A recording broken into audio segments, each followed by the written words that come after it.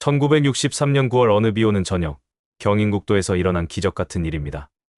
20대 중반의 한 청년이 외국 여성을 도운 그 하루가 훗날 대한민국 최대 항공사 그룹을 탄생시킬 줄 그 누가 알았겠습니까? 트럭 한 대로 시작한 작은 사업이 오늘날 수만 명이 일하는 거대 기업으로 성장한 이야기. 그 시작은 바로 한국인의 고운 심성에서 비롯되었습니다. 그날 저녁, 폭우가 쏟아지는 도로에서 차가 고장. 나 절망에 빠진 외국 여성을 본 그 청년은 그냥 지나칠 수도 있었습니다. 급한 일이 있었고 비는 점점 더 거세게 내리고 있었으니까요. 하지만 그는 망설임 없이 차를 세웠습니다. 괜찮으세요? 무슨 일이신가요? 그의 이 한마디가 훗날 수천억 원의 가치를 만들어낼 줄 그 누가 상상했겠습니까? 이 청년의 이름은 김성훈. 당시 그는 낡은 트럭 한 대로 미군 영내 청소를 하청받아 근근히 사업을 이어가고 있었습니다. 매일 새벽부터 밤늦게까지 일해도 그날그날 먹고 사는 것이 빠듯한 상황이었죠. 그런 그가 왜 폭우 속에서 낯선 외국인을 도우려 했을까요? 바로 이것이 우리 한국인들의 깊숙한 곳에 자리 잡고 있는 고운 심성이었습니다. 어려움에 처한 사람을 그냥 지나칠 수 없는, 남을 먼저 생각하는 따뜻한 마음 말입니다. 하지만 그날의 선택이 그의 인생을 완전히 바꿀 줄은 꿈에도 몰랐겠죠. 1시간 30분 동안 비에 흠뻑 젖으며 차를 고쳐준 그 선행이 어떤 결과를 가져올지 그날 밤 그는 전혀 예상하지 못했을 것입니다. 이제부터 들려드릴 이야기는 단순한 성공담이 아닙니다. 우리 민족의 가장 아름다운 덕목인 정과 배품이 어떻게 기적을 만들어내는지를 보여주는 감동적인 실화입니다. 가난했지만 마음만은 풍족했던 한 청년이 어떻게 대한민국을 대표하는 기업가가 되었는지 그 놀라운 여정을 함께 따라가 보시죠. 김성훈 청년의 사업 시작은 정말 보잘것없었습니다. 1950년대 후반, 우리나라는 아직 전쟁의 상처가 아물지 않은 상태였습니다. 모든 것이 부족했고 일자리는 턱없이 모자랐죠. 그런 상황에서 20살이 간 넘은 청년이 사업을 시작한다는 것은 정말 무모한 일이었습니다. 이 청년이 가진 것은 고작 낡은 트럭 한 대가 전부였습니다. 그것도 제대로 된 트럭이 아니라 여기저기 고장이 잦은 언제 멈춰 설지 모르는 낡은 차였죠. 하지만 그에게는 남다른 것이 하나 있었습니다. 바로 성실함과 책임감이었습니다. 형님, 이런 일을 언제까지 사업이라고 할 수 있겠어요? 주변 사람들의 걱정 섞인 목소리가 끊이지 않았습니다. 친척들은 차라리 공무원 시험이나 준비하라고 했고, 친구들은 대기업에 취직하는 게 낫지 않겠냐고 조언했습니다. 하지만 청년의 생각은 달랐습니다. 비록 지금은 작고 보잘것없지만 성실하게 한 걸음씩 나아가면 반드시 더 큰 기회가 올 것이라고 믿었거든요. 이런 굳은 신념이야말로 훗날 그를 성공으로 이끈 원동력이었습니다. 매일 새벽 4시면 어김없이 일어나 트럭을 점검했습니다.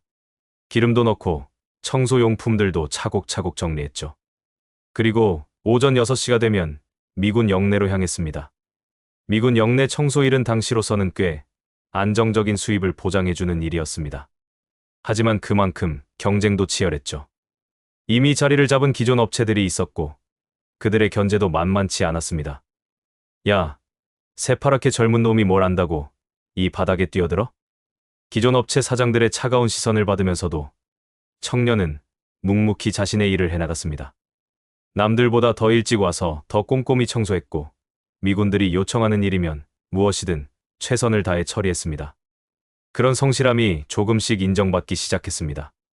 처음에는 아주 작은 구역만 맡겼던 미군 담당자들이 점점 더 넓은 구역을 맡기기 시작했고 급기야는 정식 하청업체로 인정받게 되었습니다. 하지만 여전히 하루하루가 빠듯했습니다. 트럭 기름값, 청소 용품비, 그리고 생활비까지. 모든 것이 빠듯했죠. 그래도 김성훈 청년은 포기하지 않았습니다. 언젠가는 더 큰 기회가 올 것이라는 믿음으로 하루하루를 버텨나갔거든요. 미군 영내에서의 청소 일은 생각보다 훨씬 복잡하고 어려운 일이었습니다. 단순히 바닥을 쓸고 닦는 것이 아니라 미군들의 까다로운 기준에 맞춰 완벽하게 청소해야 했거든요. 특히 위생 상태에 대해서는 정말 엄격했습니다. 조금이라도 소홀히 하면 바로 지적이 들어왔고 심한 경우에는 계약 해지까지 당할 수 있었습니다. 기존 청소업체들은 이런 상황을 이용해 새로 들어온 청년을 견제하기 시작했습니다. 저 젊은 놈이 얼마나 버틸지 보자. 심지어는 일부러 청년이 맡은 구역에 쓰레기를 버리거나 청소 용품을 감추는 일까지 벌어졌습니다. 하지만 이 청년은 이런 방해 공작에 굴복하지 않았습니다. 누가 방해를 해도 내가 할 일만 제대로 하면 돼. 이런 마음가짐으로 더욱 열심히 일했습니다. 남들이 하루에 한 번 청소하는 곳을 그는 2번, 3번씩 청소했고 미군들이 요청하지 않은 일까지 미리미리 처리해 놓았습니다. 이런 성실함은 곧 미군들 사이에서도 소문이 났습니다. 조지오는 정말 믿을 만한 사람이야. 미군들이 청년을 부르는 애칭이었습니다. 정확한 발음이 어려워서 김성훈을 그냥 조지오라고 불렀는데 이것이 오히려 더 친근감을 주었죠. 특히 이 청년은 다른 업체들과 다른 점이 있었습니다. 바로 약속을 지킨다는 것이었습니다. 오늘 하기로 한 일은 오늘 반드시 끝냈고 내일까지라고 한 일은 내일 아침 일찍 완료해 놓았습니다. 이런 신뢰성 때문에 점점 더 중요한 일들을 맡기기 시작했습니다. 처음에는 단순한 청소였지만 나중에는 사무실 정리, 창고 관리, 심지어는 간단한 운송 업무까지 맡게 되었죠. 하지만 일이 늘어나면서 새로운 고민이 생겼습니다. 트럭 한 대로는 늘어나는 일을 모두 처리하기 어려웠거든요. 그렇다고 직원을 뽑을 여유도 없었고 트럭을 한 대 더 살 돈도 없었습니다. 어떻게 하면 좋을까? 고민이 깊어갈수록 청년은 더욱 열심히 일했습니다. 새벽부터 밤늦게까지 휴일도 없이 일했죠.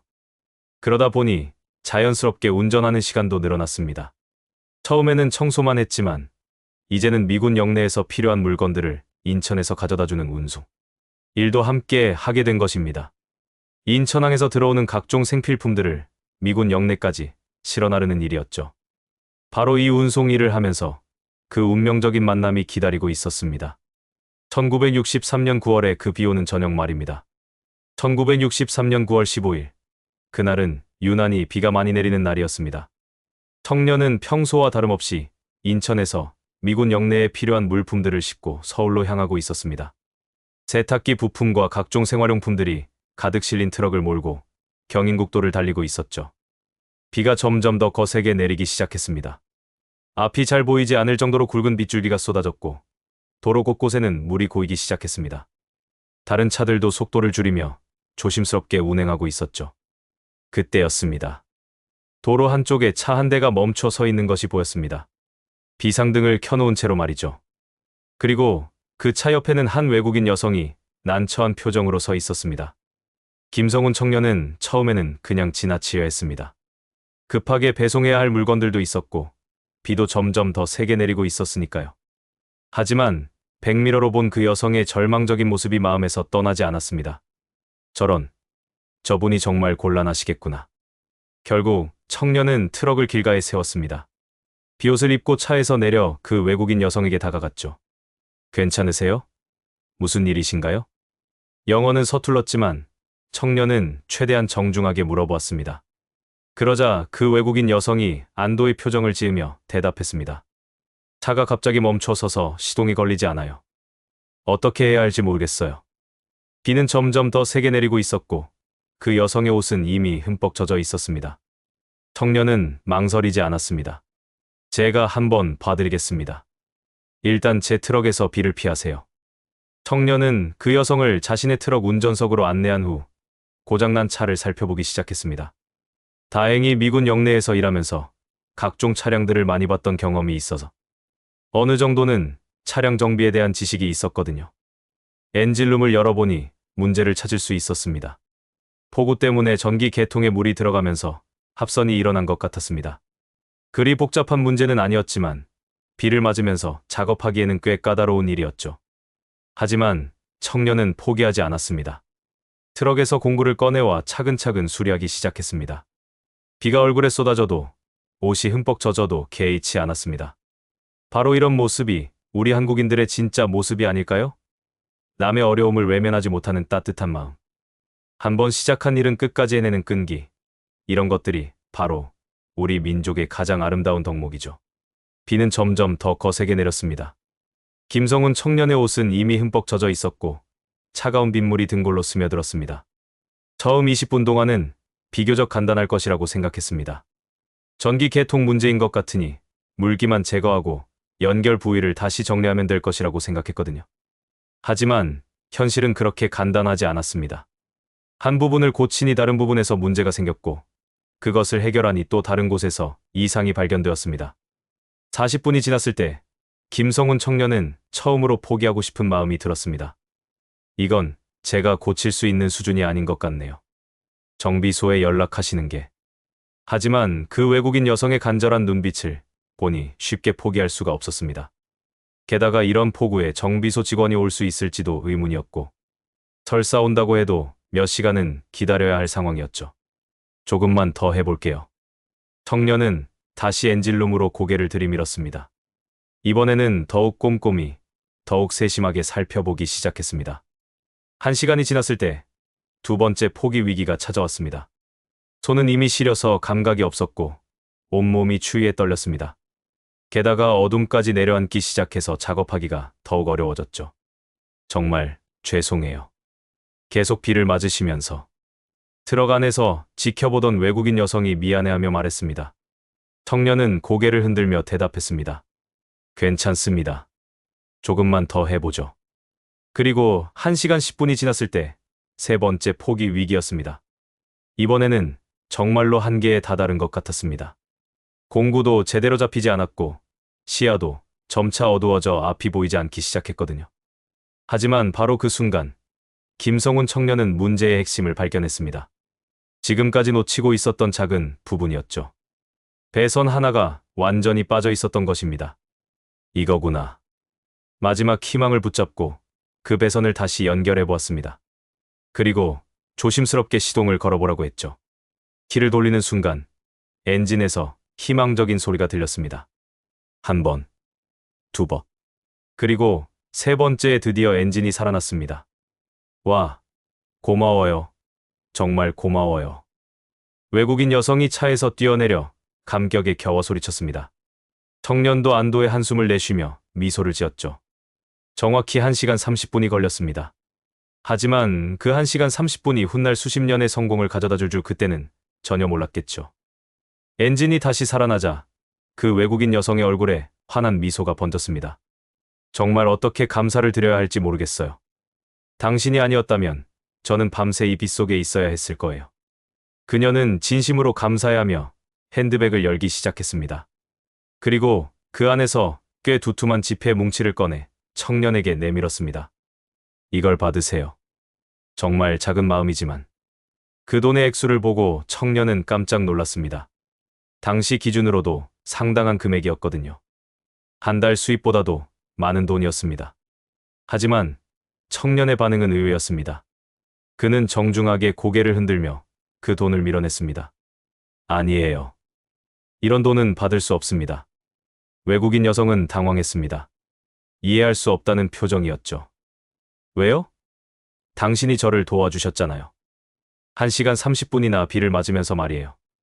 청년은 따뜻한 미소를 지으며 대답했습니다.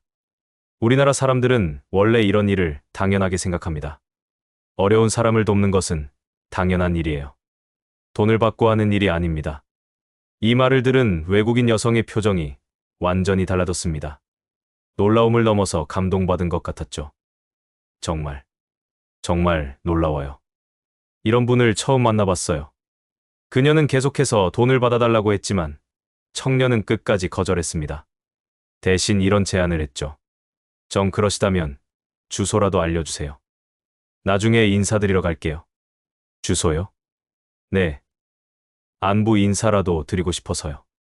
그러면서 외국인 여성은 핸드백에서 수첩을 꺼내 청년에게 집 주소를 적어달라고 하였습니다. 여기가 제 집 주소예요.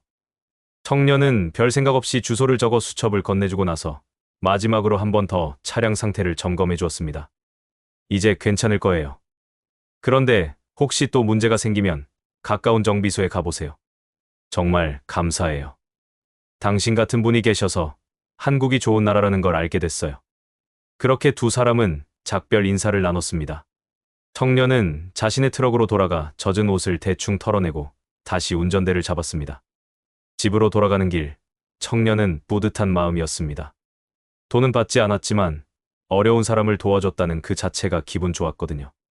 하지만 집에 도착해서 그날 일을 아내에게 이야기하자 반응은 조금 달랐습니다. 여보, 그런 큰 돈을 왜 안 받았어요?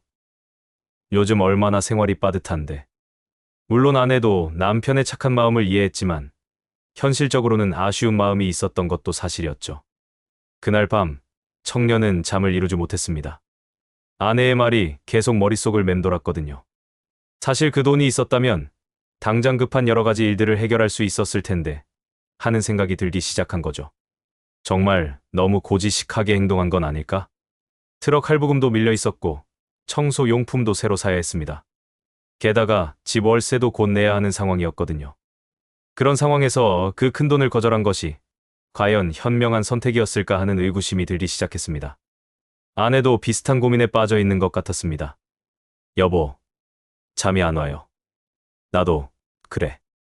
혹시 내가 너무 순진하게 행동한 건 아닐까? 아니에요. 여보가 한 일이 맞아요. 그런데, 조금은 아쉽긴 해요. 솔직히 말하면. 두 사람은 밤늦게까지 이런저런 이야기를 나눴습니다. 물론, 청년이 한 선택이 옳다는 것을 서로 확인했지만, 마음 한편으로는 현실적인 아쉬움이 있는 것도 사실이었죠. 그런데 더 큰 걱정이 있었습니다. 여보, 혹시 그 외국인이 우리 주소를 알고 있는 거 괜찮을까요? 왜? 무슨 문제가 있을까? 글쎄요. 혹시 이상한 사람이면 어떻게 해요? 아니면 나중에 무슨 문제라도 생기면. 이런 걱정은 전혀 근거 없는 것이 아니었습니다. 1960년대 초반은 아직 사회가 불안정했고 외국인과의 접촉도 흔한 일이 아니었거든요. 특히 일반 서민들에게는 외국인 자체가 낯설고 때로는 두려운 존재였죠. 혹시 이 스파이 같은 건 아닐까? 에이, 그럴 리가 있어. 그냥 평범한 사람이었어. 그래도 여자 혼자서 그런 비싼 차를 타고 다니는 게 좀 이상하지 않아? 생각해보니 그 외국인 여성이 타고 있던 차도 당시로서는 꽤 고급 차였습니다. 일반적인 한국 사람들이 타기는 어려운 수준의 차였죠. 혹시 무슨 큰 사고에 휘말린 건 아닐까? 이런 걱정들이 꼬리를 물고 이어졌습니다. 선한 일을 했는데도 불안한 마음이 드는 것은 아마도 그 시대의 특성이었을 것입니다. 하지만 청년은 결국 이런 결론을 내렸습니다. 뭐 어떻게 되든 상관없어. 내가 할 일을 했을 뿐이야. 그것으로 충분해. 이런 마음가짐이야말로 이 청년의 가장 큰 장점이었습니다. 결과를 두려워하지 않고 옳다고 생각하는 일을 하는 용기. 그것이 바로 성공하는 사람들의 공통점이죠. 그렇게 뒤척이던 밤이 지나고 새로운 아침이 밝았습니다. 평소와 같이 새벽 일찍 일어나 청년은 일터로 향하는 출근 준비를 하고 있었습니다. 전날의 일은 마음속에 작은 뿌듯함으로 남겨둔 채 오늘도 성실하게 일하자는 다짐을 하면서 말이죠. 아침을 간단히 먹고 트럭으로 향하던 그때였습니다. 집 앞에 평소에는 볼 수 없었던 고급 승용차 한 대가 서 있는 것을 발견했습니다. 검은색 큰 차였는데 당시 기준으로는 정말 고급차였죠. 저게 뭐지? 우리 동네에 저런 차가 왜? 청년이 의아해하며 가까이 가려는 순간 그 차에서 두 명이 내렸습니다. 한 명은 어제 도와주었던 그 외국인 여성이었고 다른 한 명은 키가 크고 당당한 체격의 외국인 남성이었습니다. 그 남성의 옷차림과 품위를 보니 보통 사람이 아닌 것 같았습니다. 정장을 말끔하게 차려입고 있었고 걸음걸이에서부터 권위가 느껴졌거든요. 어제 그분이네. 청년이 놀라고 있는 사이에 그 외국인 여성이 먼저 다가왔습니다. 안녕하세요. 어제 정말 감사했어요. 덕분에 무사히 집에 갈 수 있었어요. 아, 네. 안녕하세요. 별 말씀을. 이분이 제 남편이에요. 어제 일을 이야기했더니 꼭 직접 인사를 드리고 싶다고 하셔서 함께 왔어요. 그러자 그 외국인 남성이 앞으로 나서며 유창한 영어로 말하기 시작했습니다. 청년은 영어를 완전히 이해하지는 못했지만 감사하다는 의미인 것은 분명했죠. 그런데 그 순간 청년의 이웃들이 하나둘씩 구경을 나오기 시작했습니다. 평소에 보기 힘든 고급차와 외국인들 때문이었죠. 주문이가 웬 외국인하고. 저게 무슨 일이야? 수군거리는 소리들이 들렸지만 그 외국인 남성은 개의치 않았습니다. 오히려 더욱 정중하게 청년에게 인사를 했죠. 그리고 놀라운 말을 했습니다. I'm Commander Johnson, U.S. 8th Army. 비록 영어였지만 8th Army라는 말은 김성훈 청년도 알 수 있었습니다. 미팔군이라는 뜻이었거든요. 그리고 Commander라는 것은 설마. 사령관. 청년의 머릿속이 하얘졌습니다. 어제 자신이 도와준 그 외국인 여성의 남편이 바로 미팔군 사령관이라는 것이었습니다. 이웃들의 수군거림이 더욱 커졌습니다. 미팔군 사령관이라고 했나? 중훈이가 대체 뭘 한 거야? 저런 큰 인물이 왜 우리 동네까지? 하지만 청년은 당황하면서도 예의를 잃지 않았습니다. 감사합니다.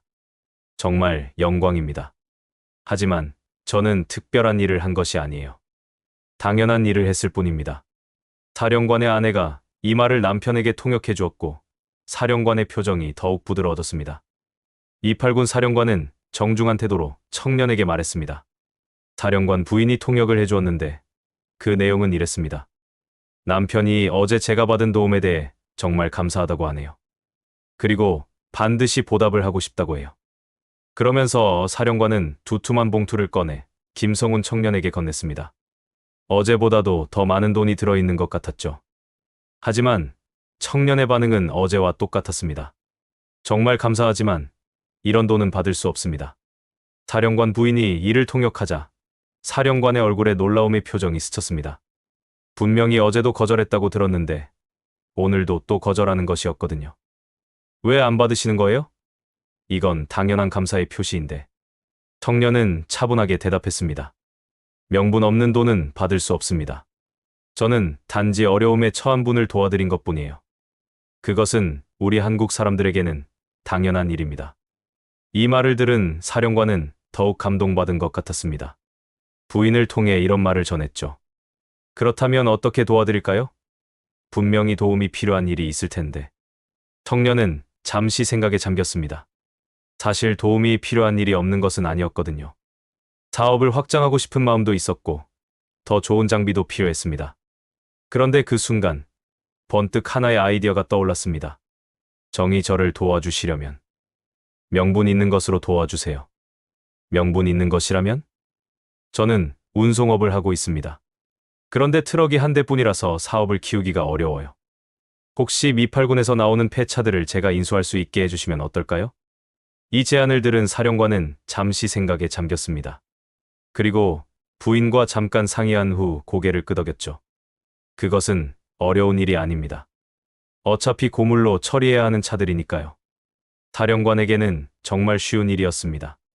미군에서는 정기적으로 오르는 차량들을 폐차 처리해야 했는데 보통은 고철로 팔거나 폐기물로 처리했거든요. 그런 차들을 청년이 인수해서 수리해 쓴다면 오히려 더 좋은 일이었죠. 하지만 조건이 있어요. 어떤 조건인가요? 정식으로 계약서를 작성하고 모든 절차를 합법적으로 진행해야 합니다. 그리고 인수한 차량들은 반드시 수리해서 정상적으로 운행할 수 있게 만들어야 해요. 청년은 기쁜 마음으로 고개를 끄덕였습니다. 물론입니다. 저도 그렇게 하고 싶어요. 이렇게 해서 청년은 미팔군의 폐차 처리 권한을 얻게 되었습니다. 하루아침에 사업 확장의 기회를 잡은 것이었죠. 미팔군 사령관과의 약속이 성사된 후 청년의 일상은 완전히 바뀌었습니다. 먼저 해야 할 일은 폐차들을 보관하고 수리할 공간을 마련하는 것이었습니다. 지금까지는 트럭 한 대만 관리하면 됐지만 이제는 여러 대의 차량을 동시에 다뤄야 했거든요. 인천에 있는 작은 창고 하나를 임대했습니다. 월세가 부담스러웠지만 이것은 투자라고 생각했죠. 그리고 기본적인 수리 도구들도 하나씩 장만해 나갔습니다. 일주일 후 첫 번째 폐차들이 도착했습니다. 모두 3대였는데 겉보기에는 정말 폐차 수준이었습니다. 녹이 슬고 여기저기 찌그러지고 시동도 걸리지 않았거든요. 이걸 어떻게 고치지? 처음에는 막막했습니다. 간단한 수리는 할 수 있었지만 이 정도로 망가진 차들을 완전히 복구하는 것은 다른 차원의 일이었거든요. 하지만 김성훈 청년은 포기하지 않았습니다. 낮에는 기존의 청소 일을 계속하고 저녁과 주말에는 폐차 수리에 매달렸죠. 처음 한 달은 정말 힘들었습니다. 하나를 고치면 다른 곳이 망가지고 그것을 고치면 또 다른 문제가 생기는 시기였거든요. 몇 번이나 포기하고 싶었지만 그때마다 사령관과의 약속을 떠올리며 다시 힘을 냈습니다. 두 번째 달이 되자 조금씩 요령이 생기기 시작했습니다. 어떤 부품을 먼저 점검해야 하는지, 어떤 순서로 수리를 진행해야 효율적인지 알게 된 것이죠. 그리고 세 번째 달, 드디어 첫 번째 차량의 수리가 완료되었습니다. 시동을 걸어보는 순간 엔진이 힘차게 돌아가는 소리를 들었을 때의 기쁨은 이루 말할 수 없었습니다. 됐다. 정말 됐어. 청년은 기쁨에 겨워 소리쳤습니다. 아내도 함께 기뻐했죠. 여보, 정말 대단해요. 저런 폐차를 이렇게 멀쩡하게 만들다니. 하지만 진짜 시험은 그 다음이었습니다. 수리한 차량을 실제로 운행해보는 것이었거든요. 며칠 동안 조심스럽게 운전해보니 별 문제가 없었습니다. 새 차만큼 좋지는 않았지만 충분히 사용할 수 있는 수준이었죠. 이제 2대의 트럭을 가지게 된 청년은 사업 확장을 본격적으로 시작했습니다. 기존의 청소 일뿐만 아니라 더 많은 운송 일도 받을 수 있게 되었거든요.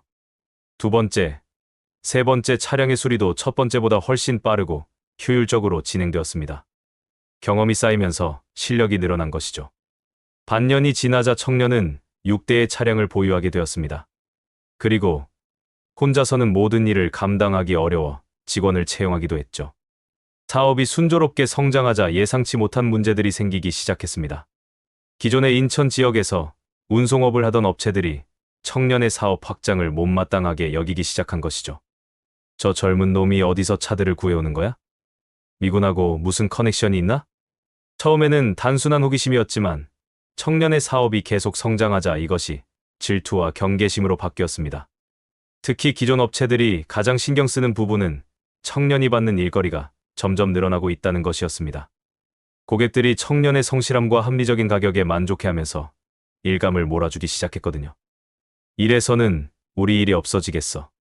기존 업체들은 청년을 견제하기 시작했습니다. 처음에는 소문을 퍼뜨리는 정도였죠. 저 사람 차들이 다 불법이래. 미군 부대에서 훔쳐온 거 아냐? 이런 악의적인 소문들이 돌기 시작했습니다. 물론 전혀 근거 없는 이야기였지만 소문이라는 것이 한번 퍼지면 진실보다 더 빠르게 번져나가는 법이죠. 더 큰 문제는 일부 업체들이 청년의 고객들에게 직접 접근하기 시작한 것이었습니다. 우리가 더 좋은 조건으로 해드릴게요. 그 사람 차들 믿지 마세요. 언제 고장날지 몰라요. 이런 방해 공작 때문에 실제로 몇몇 고객들을 잃기도 했습니다. 청년은 속이 상했지만 이런 상황에서도 원칙을 지켰습니다. 나는 내가 할 일만 제대로 하자. 다른 업체들을 비방하거나 부정적인 경쟁을 하는 대신 더욱 성실하게 일하는 것으로 대응했습니다. 고객들이 떠나면 억울하긴 했지만 억지로 붙잡으려 하지도 않았죠. 진짜 실력이 있으면 언젠가는 인정받을 거야. 이런 믿음으로 묵묵히 자신의 길을 걸어갔습니다. 그런데 이런 청년의 태도가 오히려 더 많은 사람들에게 신뢰를 주었습니다. 처음에는 다른 업체로 갔던 고객들 중에서도 다시 돌아오는 경우가 생겼거든요. 역시 조 사장이 가장 믿을 만해. 다른 데는 말만 번지르르 하고 실속이 없어. 이런 평가를 받으면서 청년의 사업은 오히려 더욱 탄탄해졌습니다. 일시적으로는 어려움을 겪었지만 결국에는 더 강해진 것이죠.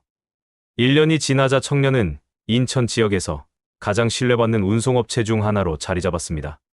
차량도 15대로 늘어났고 직원도 5명으로 증가했죠. 1965년 김성훈 청년의 사업은 안정적인 궤도에 올라 있었습니다. 15대의 트럭으로 인천과 서울 일대의 운송 업무를 담당하고 있었고 특히 미군 부대와 관련된 일들을 많이 맡고 있었죠. 무엇보다 고객들의 신뢰를 얻고 있다는 것이 가장 큰 자산이었습니다. 그런데 어느 날 미8군 사령부에서 청년에게 특별한 제안이 왔습니다. 조 씨, 우리가 새로운 사업을 제안하고 싶습니다. 미군 측 담당자가 찾아와서 한 말이었습니다. 새로운 사업이라면 항공, 화물 운송입니다. 김포공항에서 미군 부대로 또는 그 반대로 화물을 운송하는 일이에요. 이는 청년에게는 완전히 새로운 분야였습니다. 지금까지는 육상 운송만 해왔는데 이제 항공 운송 분야에 발을 들여놓을 기회가 생긴 것이었죠. 하지만 저는 항공 분야에 대해서는 잘 모르는데 걱정하지 마세요. 처음에는 단순한 화물 운송부터 시작하면 됩니다. 조 씨의 성실함이라면 충분히 해낼 수 있을 거예요.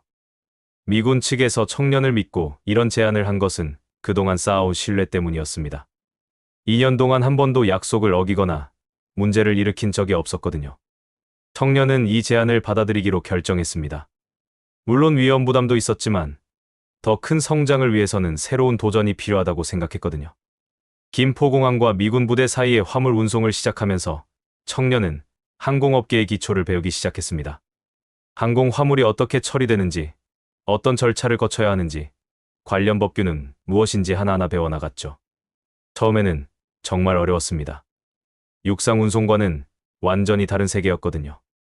하지만 청년은 포기하지 않았습니다. 모르는 것이 있으면 물어보고, 실수를 하면 다시 배우고, 이런 식으로 차근차근 익혀나갔습니다. 6개월이 지나자 제법 요령이 생겼습니다. 그리고 1년이 지나자 항공 화물 운송 분야에서도 신뢰받는 업체로 인정받기 시작했죠. 조씨, 회사는 정말 믿을만해. 시간 약속도 정확하고 화물 처리도 깔끔해. 이런 평가를 받으면서 청년의 항공 화물 운송 사업도 점점 확대되었습니다. 그런데 여기서 청년은 더 큰 꿈을 품기 시작했습니다. 언젠가는 우리도 직접 비행기를 운항할 수 있을까? 아직은 상상에 불과했지만 항공업계에서 일하면서 점점 더 구체적인 꿈이 되어가고 있었습니다. 1969년, 김성우는 이제 더 이상 청년이라고 부르기 어려운 나이가 되었습니다. 하지만 그의 꿈과 열정은 여전히 젊었습니다. 6년 전 비 오는 길에서 외국인 여성을 도와준 그 선택이 이제 거대한 기업의 토대가 되어 있었거든요. 항공 화물 운송 사업이 성공하면서 김성우는 더 큰 계획을 세우기 시작했습니다. 바로 항공사 창설이었죠. 당시 우리나라에는 한국항공공사라는 국영항공사만 있었습니다. 민간 항공사는 전무한 상황이었죠. 이런 상황에서 민간 항공사를 만든다는 것은 정말 대담한 도전이었습니다. 정말 할 수 있을까?